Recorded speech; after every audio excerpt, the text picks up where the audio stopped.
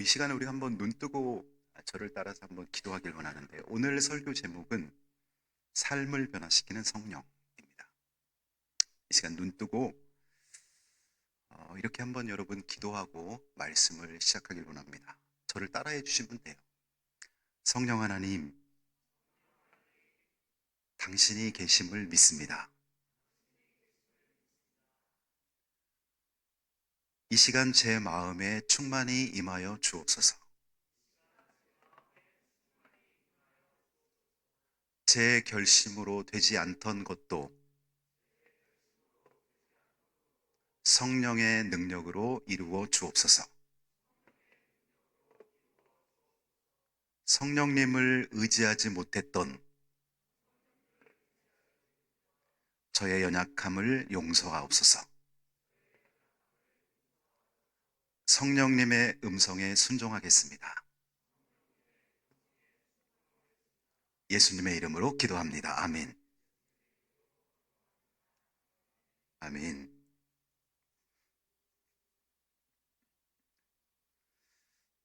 갈라디아서는 갈라디아 교회에 보낸 편지입니다.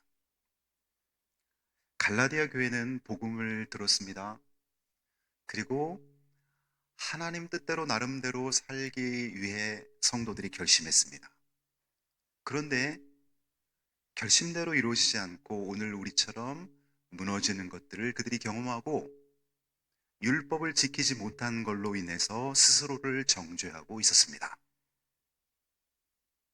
그때 바울은 이 상황을 매우 심각하게 보면서 이것은 단순한 어떤 신앙 스타일이 아니라 어떻게 변화된 삶이 가능한가, 거기에 대한 답을 오늘 본문에서 주고 있습니다. 바울은 성도들이 하나님 뜻대로 살려고 결심하고 또 결심했는데 그 무너지는 걸 보면서 더 결심해야 돼, 더 노력해야 돼, 이렇게 말하지 않았습니다. 그리고 바울은 완전히 새로운 것을 제시합니다. 성령을 따라 행하라. 성령을 따라 행할 때만이 하나님 원하시는 일을 우리가 살 수 있다는 것을 말하고 있어요. 오늘 본문은 성도들의 삶이 왜 변하지 않는지, 그리고 어떻게 실제로 변화될 수 있는지를 가장 현실적으로 보여주는 말씀입니다. 우리는 의지가 약해서 말씀대로 못 산다고 생각해요. 그런데 그게 문제가 아닌 거예요. 성령께서 이끄시는 삶을 우리가 살 때 하나님이 기뻐하시는, 그리고 내가 정말 이루고 싶었던 거룩한 삶을 살 수가 있다는 것입니다. 바레인은 금요일 날이 공휴일입니다. 그래서 거기는 금요일 날 주일 예배를 드리는 거죠. 금요일을 주일로. 그리고 바레인, 사우디, 그 중동 지방은 금요일이 우리로 말하면 일요일, 휴일입니다. 그러니 금요일 날 예배를 드리죠. 바레인은 인구 한 170만의, 우리나라로 말하면 대전 정도 되는 나라입니다. 나라 인구치고는 굉장히 작지요. 그 170만 중에도 한인들이 많으면 좋은데 약 150명 밖에 되질 않아요.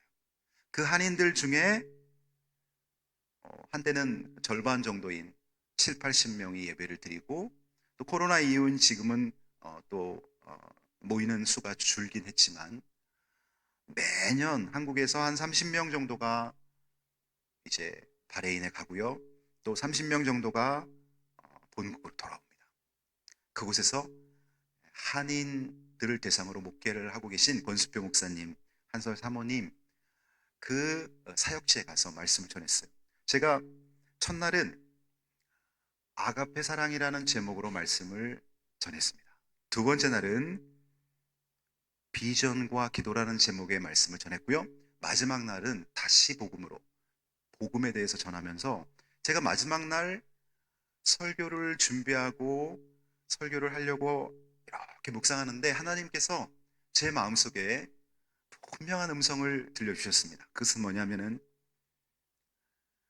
바레인 한인교회에서 복음과 성령에 대해서 말씀을 전하지만 이수교회 성도들에게, 이수교회로 돌아가서 그들로 하여금 삶 속에서 복음을 살아나게 하는데 성령의 인도함을 받게 하라는 것입니다.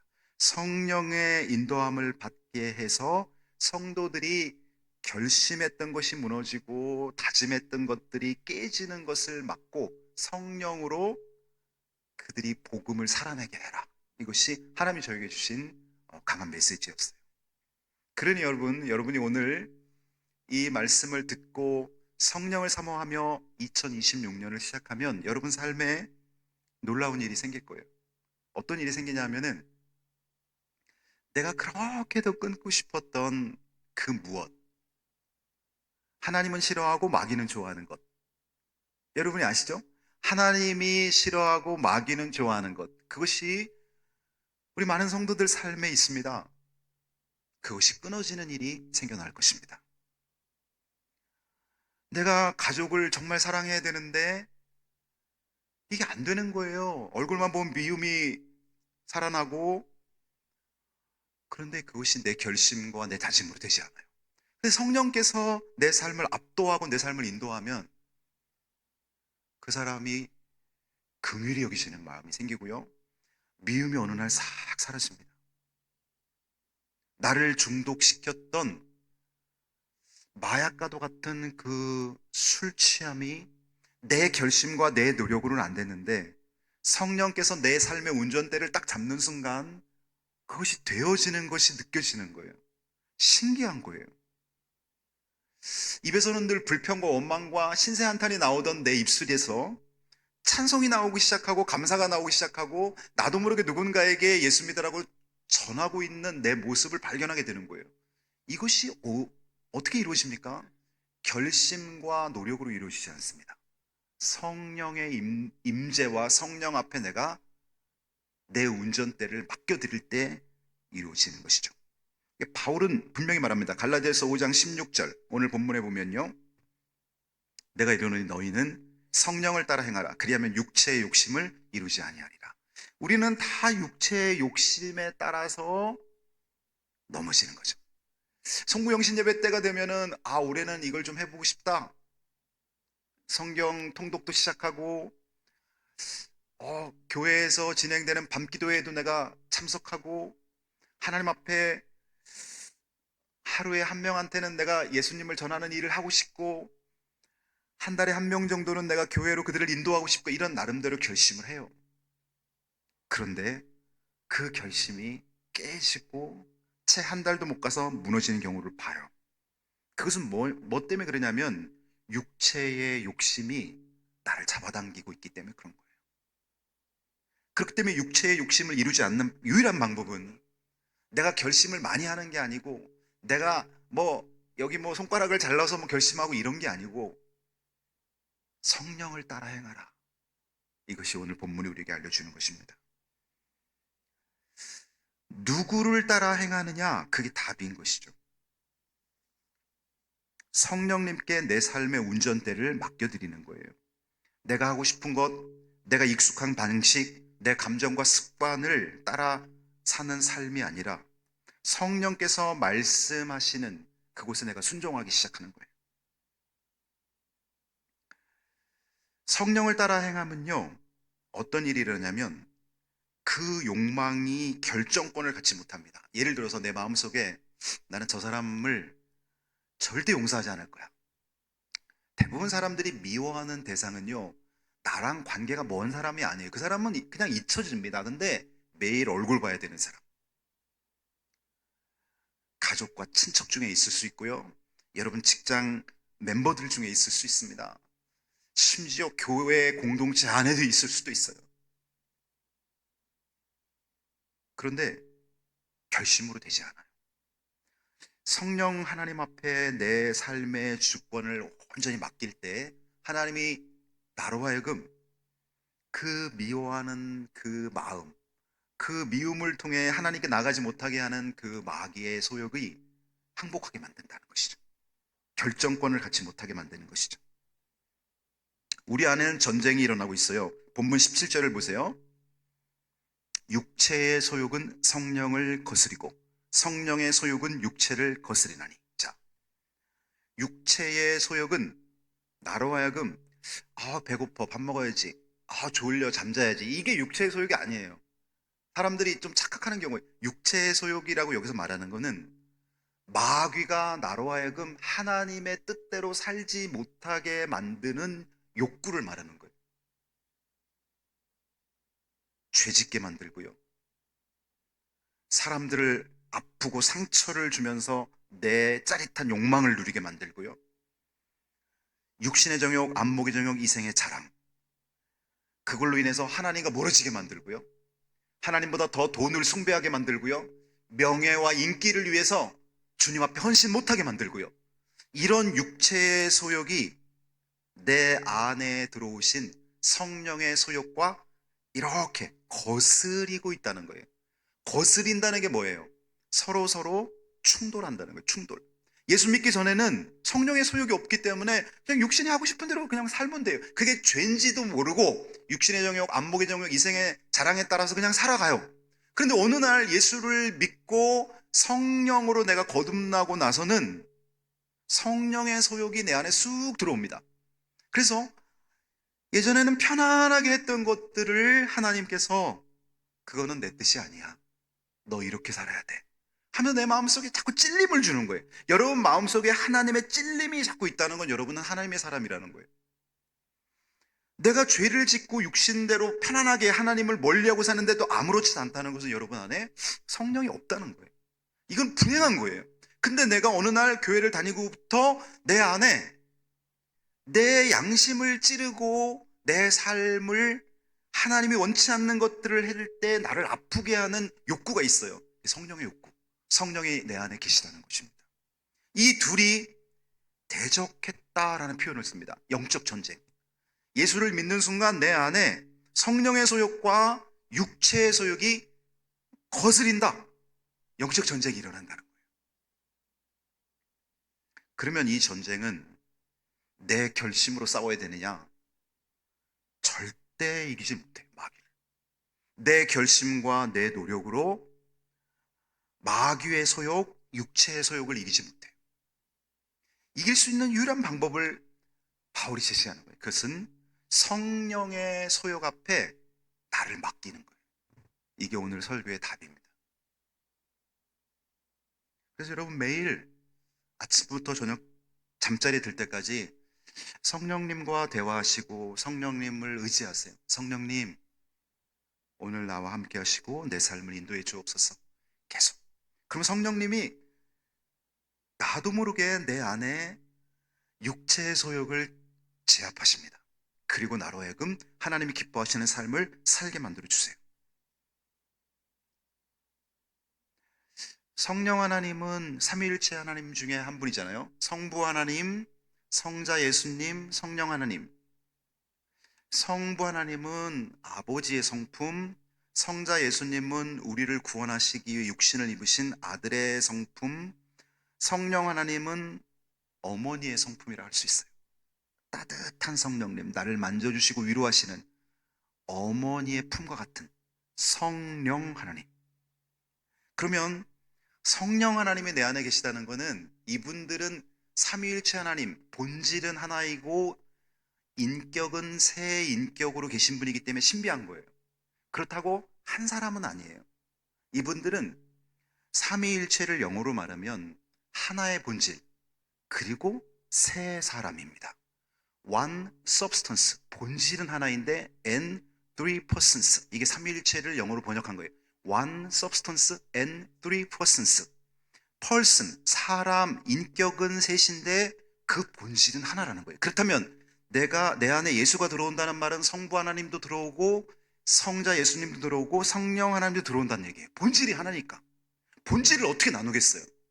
그러면 내 안에 성령이 계시다는 것은 부활하신 예수님도 내 안에 들어오시고 성부 하나님도 내 안에 들어오신다는 거예요. 그러니 여러분, 우리 애가 성령 충만하다는 것은 내 안에 삼위일체가 충만하다는 거예요. 성령이 충만하다는 것은 하나님의 영이 나를 지배한다는 것입니다.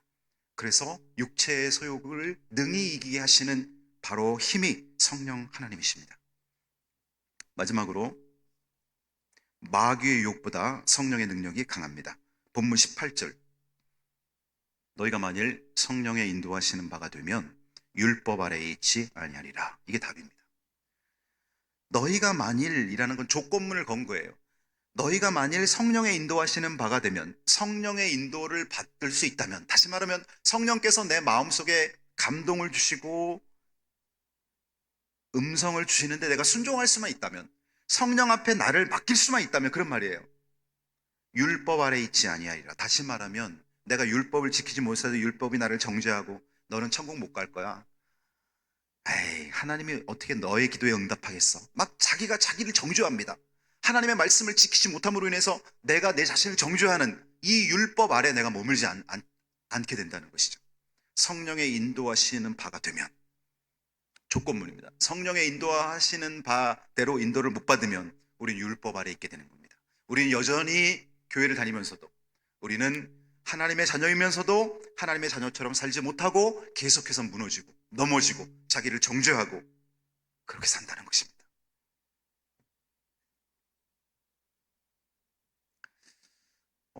제가 예전에도 몇 년 전에 한번 여러분에게 예화를 들었는데요. 비행기가 이륙하는 예화. 저를 잡으십시오. 정말 중요한 예화를 여러분에게 드는 거예요.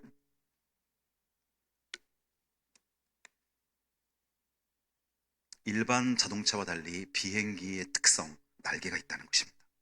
날개가 있어요. 비행기가 날개는 있는데 날지 못하고 이곳저곳 돌아다닌다면 그것처럼 가로고치는 장애물이 없어요. 비행기가 날개는 있는데 활주로까지 이동하는 걸 보세요. 날개가 있다는 건 이와 같은 거. 우리가 예수 믿고 나면 예수 믿지 않는 사람과 달리 날개가 나옵니다. 이 날개가 뭐냐? 구원의 확신, 하나님의 자녀가 됐다는 확신, 예수 믿고 하나님의 자녀가 되는 권세. 우리에게는 영적으로, 겉으로는 보이지 않지만 영적으로 우리에게는 날 수 있는 날개가 있습니다. 예수를 믿는 순간 여러분 하나님의 자녀이고 여러분이 하나님의 뜻대로 살 수 있는 날개가 나옵니다. 그런데 왜 날지 못할까? 추진력이 없기 때문에. 추진력. 자, 이제 비행기가 막 이동합니다. 활주로에 직선 코스에 딱 진입합니다. 그리고는 이 날개 옆에 그 엄청난 힘으로 프로펠러를 가동시키고 뿜어내는 프로펠러가 달려있죠. 그리고 맨 뒤 꽁무니에 달려있죠.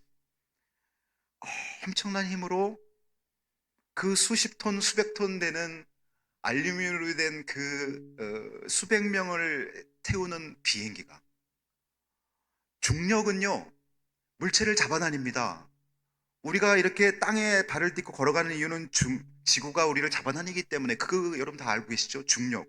중력은 나를 잡아다녀요. 여러분, 마귀, 육체의 소욕은 나로 하여금 너 이거 하며 살아야 돼, 너 그 옛날 그 습관대로 살아야 돼 하면서 자꾸 여러분을 잡아다녀요. 하나님의 뜻대로 살지 못하고 넘어지게끔 잡아다녀요. 이게 중력이에요.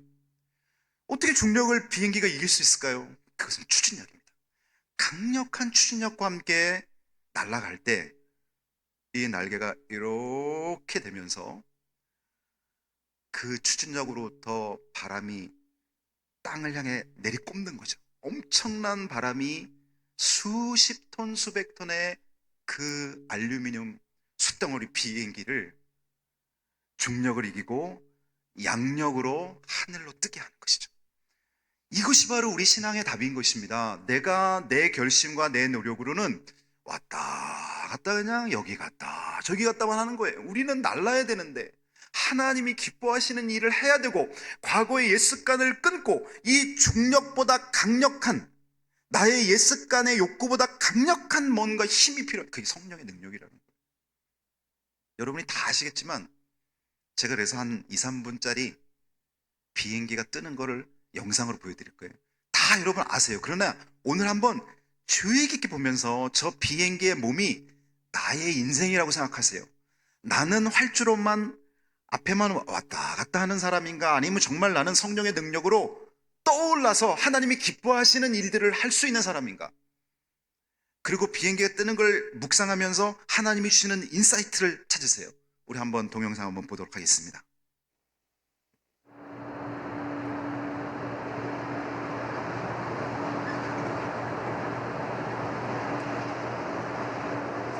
이것이 우리의 모습인지도 몰라요. 왔다 갔다 하고 있어요.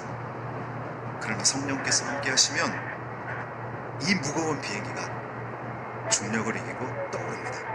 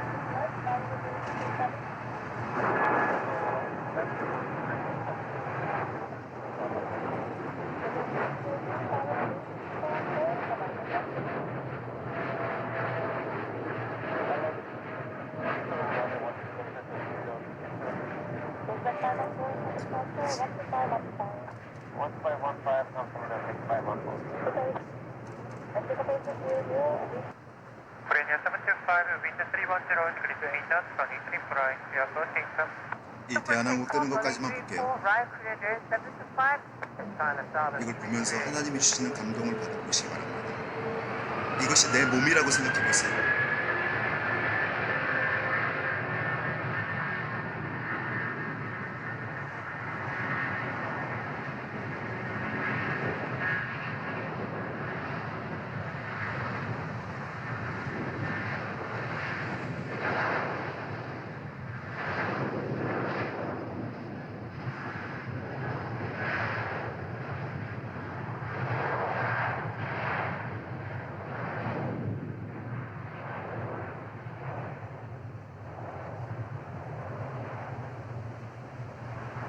자, 여기까지만 보겠습니다.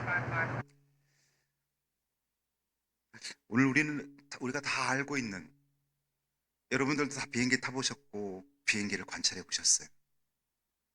자, 여기서 여러분 답을 찾아야 됩니다. 이 무거운 비행기가, 수십 톤에서 수백 톤 되는 이 비행기가 어떻게 중력을 이기고 뜰 수 있을까? 그것은 추진력입니다. 강력한 추진력으로 이 비행기를 밀어낼 때 그 날개가 공기 저항을 아래 땅 쪽으로 쏟게 하면서 그 물체를 띄워내는 것이죠. 여러분, 우리가 우리의 결심으로 내 자신을 하나님 뜻대로 살지 못하게 만드는 이유는, 내 결심은 내 옛습관을 끊을 힘이 없어요. 그런데 성령께서는 나로 하여금 충분히 하나님이 원치 않는 욕구와 습관들을, 그것이 중력이라고 가정할 때 그 중력을 이겨내고 나를 띄우는 능력이 성령의 하나님이시라는 거예요. 그러니 그 성령 하나님을 의지하고 성령 하나님께 부지런히 여러분 맡기셔야 되는 거예요. 아셨죠? 이 비행기를 괜히 보여드린 게 아니에요. 여러분 마음속에 각인되도록, 잊지 말도록, 나는 왜 날개가 있는데, 나는 왜 하나님의 자녀라는 날개가 있는데 뜨지 못할까? 나는 왜 세상 사람들을 변화시키지 못하고, 심지어 나랑 함께 살고 있는 내 자녀조차 나는 변화시키지 못할까? 추진력이 없기 때문에, 성령의 강력한 인도함을 받지 못하기 때문에 그런 것이죠. 1월 5일에 신년 할애 예배가 있었어요. 한우리 교회에서 원로 목사님, 원로 장로님들이 오셔서 이제 저희 하나님 앞에 예배드리고 또 어르신들한테 인사하는 신년 할애를 1월 첫째 주에 늘 갔는데, 올해 1월 5일 날 신년 할애 설교하신 분이 서초교회 원로 목사이신 김석년 목사님께서 설교하신 거예요. 이분이 제가 이수교에 임하던 해인 2013년도에 저희 이수교회가 2010년에 건축되고요. 3년 후에 서초교회가 건축됩니다. 근데 서초교회에서 교회를 건축하고 입당 예배 때 강사로 지금 소천하셨는데 여의도 순복음교회 원로 목사이신 조용기 목사님을 강사로 모셨습니다. 그래서 서초교회 목사님이 이런 간증을 하시는 거예요. 자기가 조용기 목사님을 모시고 설교 전에 목양실에서 차를 대접하면서 1대1로 여쭤봤대요. 목사님은 교회를 개척하셔갖고 세계에서 제일 큰 교회, 여의도 순복음교회를 이렇게 세우셨는데 그 비결이 뭔지 좀 알려주세요. 제가 목사님 후배 목사인데 저희들이 배워야 되지 않겠습니까? 그 비결을 알려주세요. 그랬더니 조용기 목사님이 그러시더라는 거예요. 다 하나님의 은혜이지요. 그래서 김성영 목사님이 맞습니다. 하나님의 은혜이지요. 근데 그거 말고 목사님이 정말 몸부림쳤던 무언가가 있지 않겠습니까? 하나님의 은혜 맞지요. 근데 목사님이 몸부림쳤던 그거 하나 또 알려주세요. 그랬더니 조용기 목사님이 이렇게 대답하시더랍니다. 저는 늘 성령에 목마릅니다. 제가 한때 성령으로 충만할 때는요, 손으로 지구를 밀면 지구가 밀려날 것 같았습니다. 그러더라는 거예요.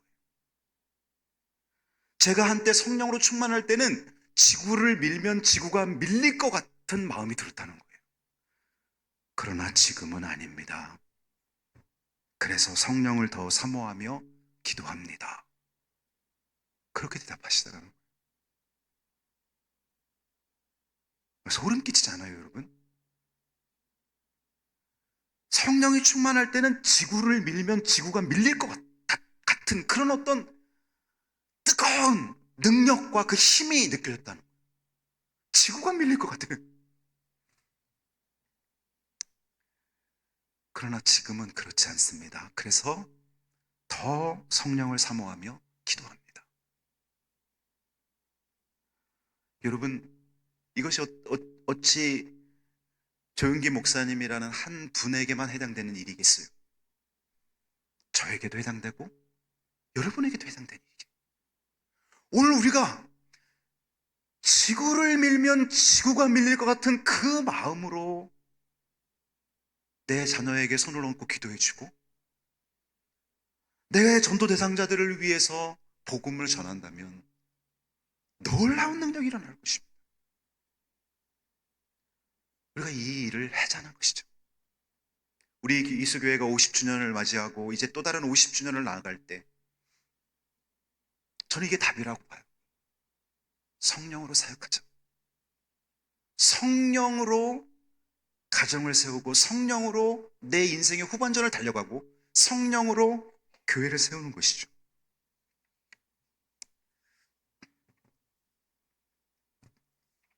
윌리엄 캐리라는 사람이 있어요. 근대 선교의 아버지라고 불립니다. 윌리엄 캐리는 구두 수성공으로 일했던 매우 평범한 사람입니다. 정규 신학 교육도 받지 않았습니다. 사회적 지위도 높지 않았습니다. 그러나 그는 성경을 읽으면서 한 가지에 고민했습니다. 왜 예수님의 지상명령이, 땅끝까지 이르러 복음 전하라는 예수님의 지상명령이 지금도 유효하다면 왜 교회는 선교를 하지 않는 것인가? 이 질문이 그의 인생을 완전히 바꿔버립니다. 그리고 그는 1792년 이교도들의 회심을 위해 그리스도인들이 사용해야 될 의무라는 소책자를 발표합니다. 그리고 지금까지도 선교의 금원으로 여겨지는 이런 말을 남겼습니다. 하나님으로부터 위대한 일을 기대하라. 하나님을 위해 위대한 일을 시도해라. 자, 오늘 설교의 마지막 이 마음을 여러분 안에 새기십시오. 따라해 보십시오. 하나님으로부터 위대한 일을 기대하라. 하나님을 위해 위대한 일을 시도하라. 성령과 함께 하는 거예요. 여러분, 윌리엄 캐리 집무실 로비에 이런 문구가 새겨져 있다고 합니다. 한없이 죄 많고 한없이 무능한 나, 그러나 한없이 자비로운 하나님을 의지하는 나. 이것이 윌리엄 캐리를 만들어냈습니다. 한없이 죄 많고 한없이 무능한 나, 그러나 한없이 자비로운 하나님을 의지하는 나. 우리가 성령을 의지할 때 성령은 우리 삶을 바꿀 것입니다. 기도하겠습니다.